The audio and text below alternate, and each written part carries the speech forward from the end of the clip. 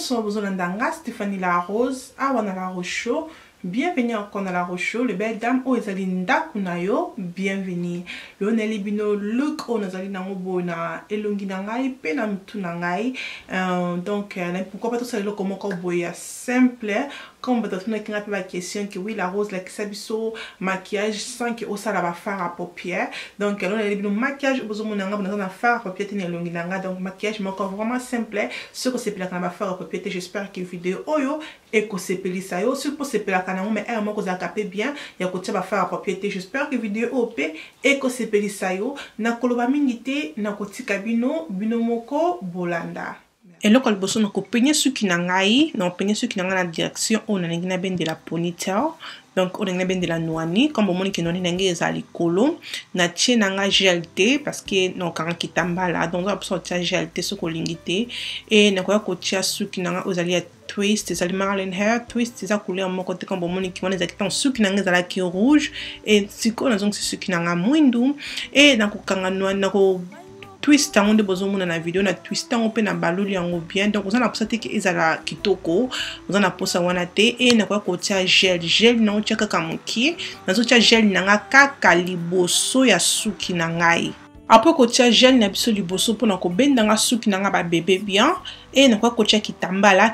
on a zo tia fula on a sombi on a Primark na prix à 3 livres baza na ba solde kuna soko ke na Primark ko zo fula oyo donc na ko kanga ngo de bomoni wana et na ko twist ango donc mesh on a check wana marlin hair ezali kona pona e dengai kitambala na nga evimba likolo nde bomoni wana donc o baloli kitambala na o bien. C'est vraiment facile pour nous quand kitambala oyo quand ko benda ba suki na biso na coin wana mi balé yango to ko kanga ngo ba mèche donc c'est la mèche na couleur suki na nazo kanga donc on a peut-être ko kanga mèche yango so peut bien ndenge te les belles dames débrouiller ndenge comme on ko kanga ka mèche na yo okangi après on a ko twist donc na kangi mèche mki pour na suki na kanga ma et na twist yango ndenge image zo la kisawana ukangi mesh na yo et au baloli ukangi yango bien pour na mesh na et la serré et au twist yango donc to tia ba fantaisie na mesh o rana absolument que mesh o la vraiment super ndenge ninte les belles dames kanga suki na yo bien ndenge ko kanga yango après au baloli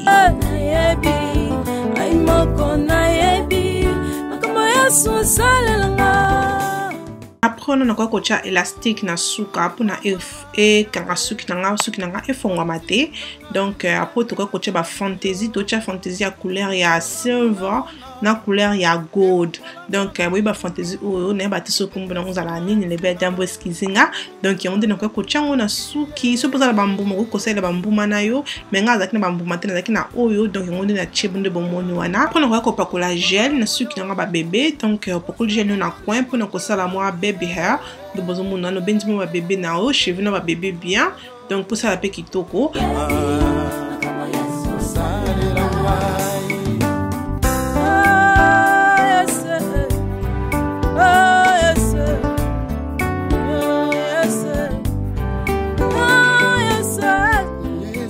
quand qui tambala na nga wana pona 10 minutes et na kwa ko fungola ngo bomoni ke ko aider nga pona suki na nga ba bébé elala et siko na ko banda maquillage na ko tia liboso base no mo webi qu'il faut toujours ko banda na base pona ko garder pour son abisso et ou mela na maquillage et faut de teint abisso mela pona ko bimisa huile wana na zo la faut de teint ali ya Kiko blue cons na seli le belle dame na ko tia ngona se ya vidéo faut de teint wa Kiko ona lingango pe mingi za la kiloté c'est vraiment bien na lingango et na ko pakola faut de teint nga bien après ko pakola faut de teint na ko beta ngo comme boyebi comme d'habitude na éponge na nga beauté na ko beta ngo pona evanda nga bien na poso ah est-ce qu'on a continué na makiki nanga na otila bino musique pour bino moko bolanda ndenge nazo tracer makiki na ngai na yo yeswe Jésus salama boko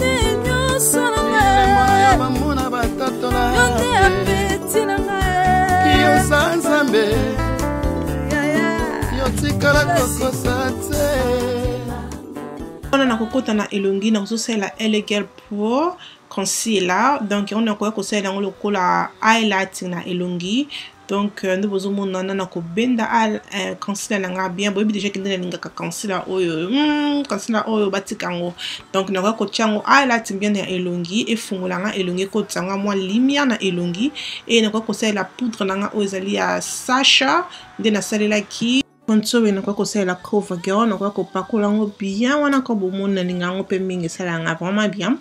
Donc na tiango bisiko foko cha obendi ngo bien. On a poudre na zo la poudre aux alliés américaines na bi numéro na ngoto na tchon na C ya onde ko bende la poudre na nganya so on a tchaki na elongi pour na comme ça elongi na kitoko. Après na ko tcha crayon mundo na C ya misu pona efungola nga misu. Et na kwa pakola wing liner comme na tiba faire à propriété les belles dames na kwa tchaka ka wing liner parce que wing liner ta so tiba faire à propriété donc et ça la bisu misu toujours belle mais ce que bi ko tiba wing liner to ko tika na yo ngo bongo et obima toujours joli mais nga ko wing liner donc ça la nga bien na ko tracer wing liner mako ya bien ya moi mulai comme bozo mona wana pona esala nga misu kitoko. Ah, on a continué à faire à jour, non, celle-là où ils allaient à slick, n'est-ce pas, sous combo dans le les belles dames, ils en a c'est la vidéo, on a slick ou couleur nango parce qu'ils sont vraiment naturel. Et on a quoi coacha engengi seli, où ils allaient à gold deposit, ya marque, ni na quoi pas cola pour na ko engengi sa elongi nanga, comme moi mikolo ba moi ezali, na coacha on peut na c'est ama qui peut na coin ya misu nanga, pour na ebimisa elongi nanga quand même lumière. Et na kwa ko bendango bien après na kwa ko cha spray na elongi pour na ko vandisa elongi nanga mat. Après na kwa ko cha mascara nanga yi na misu mais na oche belete pour boyebi toujours na lota fossile mais so ninga ba fossile te be dam ko kino ko tika boye ezali choix na yo et na kwa ko kota na munoko na zo la crème na ezali ya rouge bordeaux kombo nango ezana se vous excusez là. Donc na ko pakola crème nanga bien na ko sala contour ya munoko nanga très bien na crème nanga oyo. Après, on a quoi NYC lip gloss, c'est numéro 2. On a quoi on a kati. Donc, ça la vraiment couleur mon kito komi bal ensemble. Donc, voilà.